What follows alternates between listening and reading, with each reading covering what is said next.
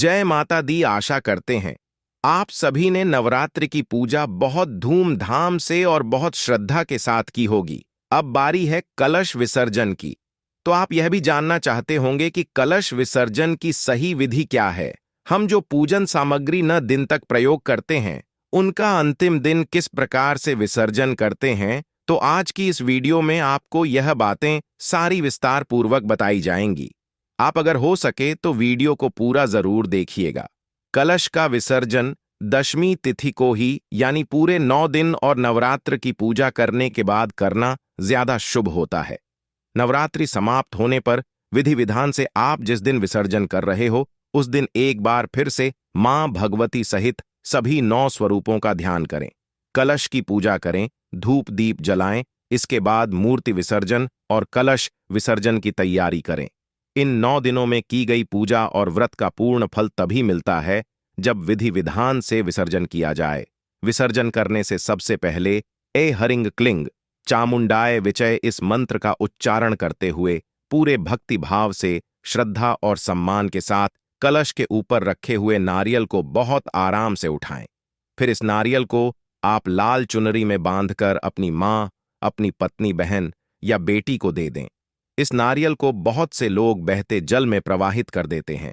कुछ लोग आसपास मंदिर में रख देते हैं और कुछ लोग जिस दिन कन्या पूजन किया जाता है उसी दिन हटा देते हैं, यानी कि प्रसाद रूप में कन्याओं में बांट देते हैं।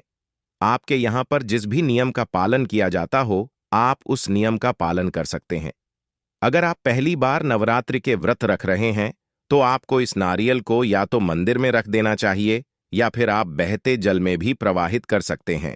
इसके बाद कलश में जो आम या अशोक के पत्ते रखे हुए हैं, उन्हीं पत्तों से कलश में रखा हुआ जो भी जल है उसका छिड़काव पूरे घर में करना चाहिए। यह जल बहुत ही पवित्र होता है, घर में खुशहाली, सुख, समृद्धि बढ़ाता है। इस जल के छिड़काव से घर में सभी शुभ शक्तियों का वास हो जाता है।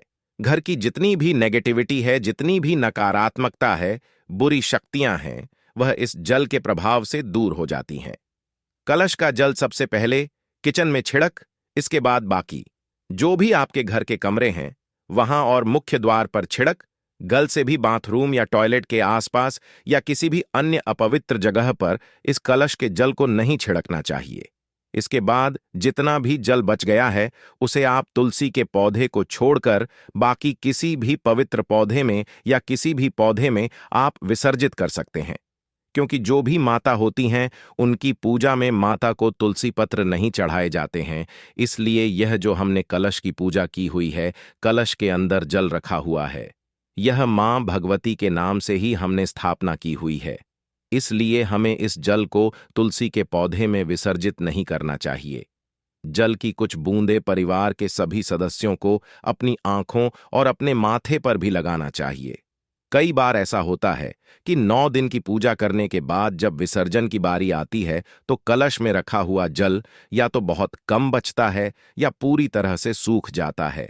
अगर आपने कलश स्थापना के लिए मिट्टी के कलश का प्रयोग किया हुआ है तो अधिकतर यह होता है कि कलश का जो जल है वह सूख जाता है या बहुत कम बचता है। फिर भी जितना भी जल बचे आप उसका छिड़काव कर सकते हैं।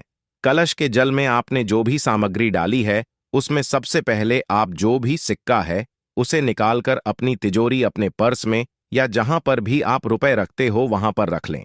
ऐसा करने से दिन दना रात चौगुना आपका जो धन है वह बढ़ेगा, धन में बरकत होगी।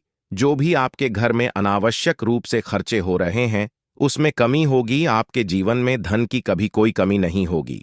और इसके बाद जो भी आपने कौड़ी या कमल के गट्टे पानी के अंदर डाले हैं तो कौड़ी को तो आप वापस से पूजा में प्रयोग कर सकते हैं। कमल गट्टे का या हल्दी की गांठ का, लौंग, सुपारी, इलायची का आपको विसर्जन कर देना चाहिए।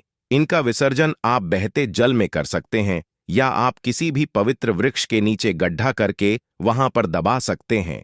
आपने जो ज्वारे पोए हैं ये ज्वारे बहुत ही शुभ होते हैं, तो थोड़े से ज्वारे निकालकर आप अपनी तिजोरी या पर्स में भी रख सकते हैं। जब आपको कोई भी समस्या हो तब आप इन ज्वार का फिर से दर्शन कर सकते हैं। पूरे साल भर यह ज्वारे अपने पर्स में रखें और उसके बाद इनका विसर्जन कर सकते हैं। ऐसा करने से मां भगवती की कृपा आप पर सदा बनी रहेगी। और जो भी ये ज्वारें हैं, इनको प्रसाद रूप में सभी लोगों को थोड़ा थोड़ा जरूर ग्रहण करना चाहिए। ज्वार को कभी भी चाकू से या कैंची से नहीं काटना चाहिए। ऊपर का जो हिस्सा होता है वह आप अपनी उंगलियों से बहुत आराम से सावधानी के साथ तोड़ लें, और एक एक दो दो ज्वारे कम से कम अधिक हो सके तो अधिक खा सकते हैं, और नहीं तो कम से कम एक एक दो दो पत्तों का सेवन परिवार के सभी सदस्यों को करना चाहिए। बाकी जो ज्वारे बच गए हैं उन्हें आप गौशाला में गौ माता के लिए दें। आसपास गौशाला या गौ माता को खिलाना संभव ना हो तो आप इन्हें किसी भी पवित्र वृक्ष के नीचे, जैसे पीपल, बरगद या बेल वृक्ष के नीचे, आंवले के वृक्ष के नीचे भी रख सकते हैं। कलश स्थापना में आपने अगर मिट्टी के बर्तनों का प्रयोग किया है, चाहे वह कलश के लिए हो या फिर ज्वारे बोने के लिए, तो उनका विसर्जन भी आपको कर देना चाहिए। मिट्टी के जो भी दिए या बर्तन आपने प्रयोग किए हैं उनको आपको अगली पूजा में फिर से प्रयोग नहीं करना चाहिए। आप उनका विसर्जन कर दें। आप उन्हें किसी पेड़ के नीचे रख सकते हैं, और या फिर उनमें आप पानी और अन्न डालकर चिड़ियों के लिए भी रख सकते हैं। कलश के कंठ पर मुंह पर जो आपने कलावा बांधा है उसे खोलकर आप अपने कलाई में अपने हाथ में बांध सकते हैं, और जो चुनरी आपने नारियल के ऊपर बांधी थी उसे भी आप अपने घर में तिजोरी में रख सकते हैं, या फिर अपने घर के मुख्य द्वार पर आप उस चुनरी को बाहर की तरफ से बांध सकते हैं। यह थी कलश विसर्जन की संपूर्ण जानकारी। अब जानिए कलश विसर्जन आपको किस दिन किस शुभ मुहूर्त में करना चाहिए। नवरात्रि में स्थापित किए गए कलश का विसर्जन हमेशा 9 दिन और 9 रात मां भगवती के सभी 9 स्वरूपों की पूजा करने के बाद 10वें दिन दशमी तिथि को ही करना शुभ माना जाता है। इस बार दशमी तिथि 2 दिन है, और ऐसे में आपके मन में यह भी प्रश्न होगा कि विसर्जन किस दिन करना चाहिए, क्योंकि इस बार दशमी तिथि 12 अक्टूबर शनिवार को सुबह 10:05 से शुरू होगी और 13 अक्टूबर रविवार की सुबह 9:09 पर समाप्त होगी। ऐसे में आप दशवीं तिथि यानी 12 अक्टूबर शनिवार को सुबह 10:05 से शाम 5 बजे के बीच में कलश विसर्जन कर सकते हैं। ध्यान रखिएगा, कलश का विसर्जन सुबह सूर्योदय के बाद और शाम को सूर्यास्त पहले पहले किया जाता है। अब कुछ लोगों के यहाँ पर दशमी तिथि के दिन भी विसर्जन करना सही नहीं मानते हैं। अगर आपके घर में भी ऐसा होता हो तो आप रविवार के दिन जब दशमी तिथि समाप्त हो जाए तो उसके बाद से शाम को सूर्यास्त से पहले पहले तक विसर्जन कर सकते हैं। हमारे यहाँ दशमी तिथि के दिन ही विसर्जन किया जाता है, इसीलिए हमारे यहाँ की जो मान्यताएं हैं वह मैंने आपको इस वीडियो में शेयर की है। अगर आपके यहाँ एकादशी तिथि को विसर्जन किया जाता हो तो कमेंट बॉक्स में जरूर बताइएगा। अब जानते हैं अष्टमी नवमी तिथि के बारे में और कन्या पूजन के मुहूर्त के बारे में।